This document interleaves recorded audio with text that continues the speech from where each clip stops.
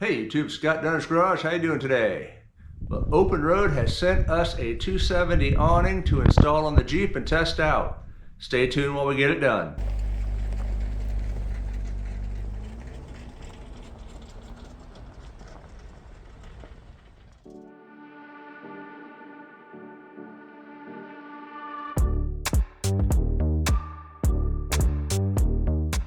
Yep. Openroad has sent us a 270-degree awning to install on the Jeep. We're going to do a review of how the install goes, and then we're going to review and test it over the year to see how well it holds up to some adventures. This will be an honest review, so if I like it, thumbs up. If I don't like it, I'll let you know what I don't like, and you can make your own decisions what's going to work best for you. Let's get to this. One of the first issues I foresee having on this is my all roads taken badges and my side lights. I'm expecting that the awning is going to sit low on the Jeep and cover all that up. And I don't want to do that. I like the way the badges look. I like having the side lights. So let's get this thing open and figure out how much modifications I need to do, if any. Now I've seen install videos on this and they're all pretty straightforward. Just mount the brackets on the roof rack and go. The question I have is what happens when you have accessories on your roof rack that you're going to have to work around? Also, this is going to take up some prime real estate for my rooftop boxes and my max tracks. So yeah, there's some challenges here that no one else has talked about.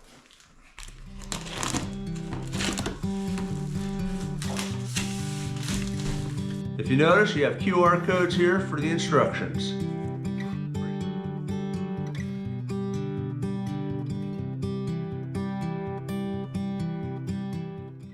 All right, it comes with 3 bags inside. One is your typical tent stake bag.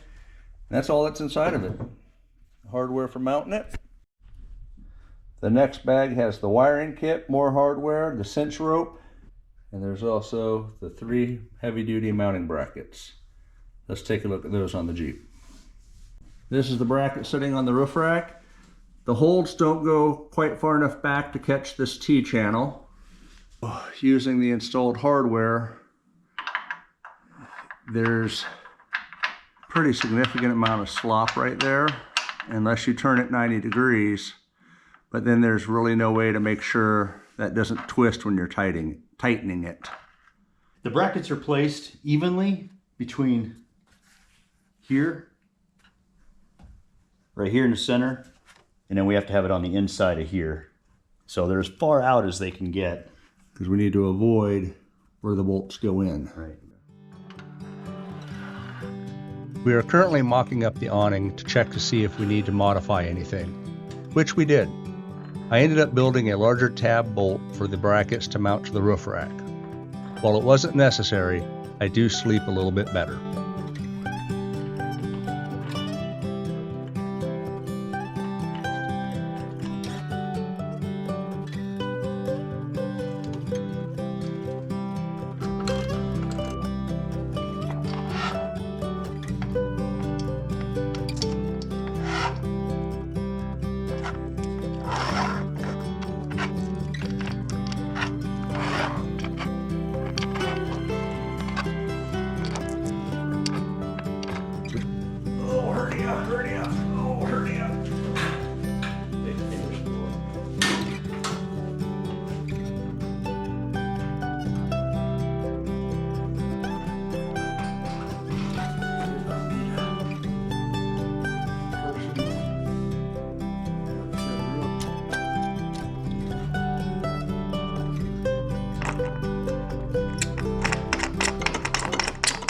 Hey, it's future me. I wanted to show you that the awning does hang down a little bit. It kind of covers the all roads taken badges, but not too bad. But the lights are also not obstructed. Also, with a little bit of Tetris, you still have a lot of room up on the roof rack for extra accessories. Yep.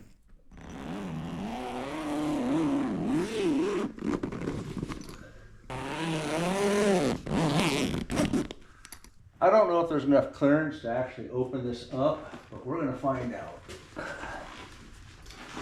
Well, there you go.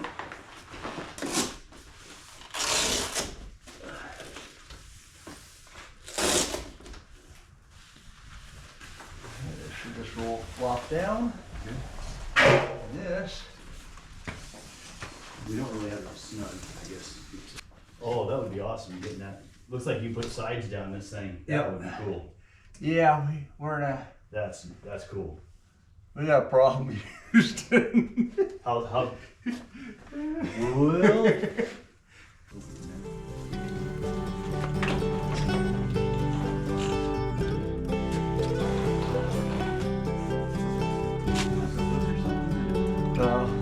It goes through. After we were done mocking up the awning, it was time to remove it. This is because the Jeep is too tall to fit in and out of the garage with anything on the roof rack.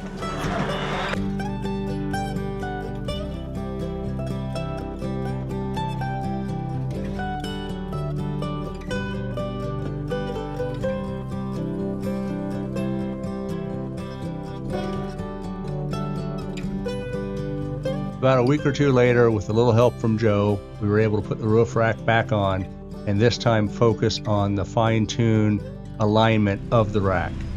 We wanted the rear of it to line up with the roof rack and over the rear glass. So we simply put it in place and adjusted it front to back.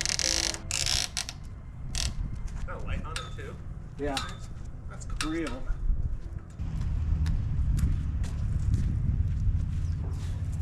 Am I into the vinyl on the?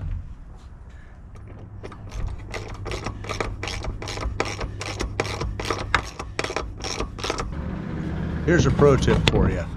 I'm using a small piece of plywood underneath the roof rack, so when I'm drilling the hole, the drill doesn't catch and go through the hardtop. And you'll see it do it here, but again, what I ran into was the plywood, not the roof rack. So take that few extra minutes and put something underneath there to protect your roof.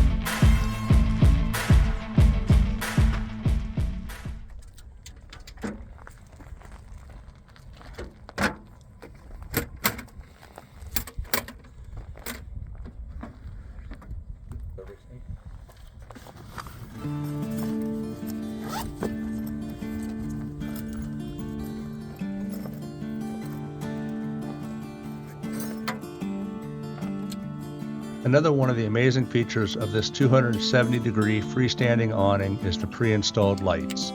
Simply remove the dust covers and plug in the wires, then plug the other end of the USB into a suitable power source.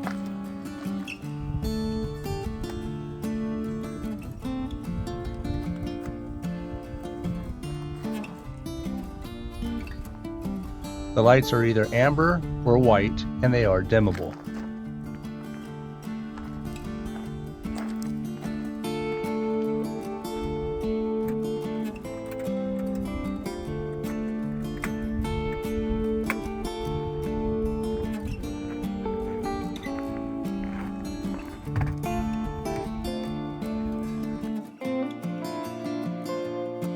While it wasn't necessary to set up the legs, they were blocking a little bit of the light, and we wanted to show off how much light was given off. Matt and I took this prime opportunity to have a quick snack while we discussed an upcoming Dunnage garage adventure to Dead Horse, Alaska. If you want more information on it, check us out on Patreon, and be sure to hit the subscribe button to ensure you don't miss any of the adventure. If you're in the market for a freestanding 270 degree awning and you liked what you saw in this video, please reach out to Openroad. There's a link down below if you'd like to use it. With that, thanks for watching, thanks for subscribing, you have yourself a blessed day, and remember, life's an adventure, go live it, and we look forward to seeing you in the next video.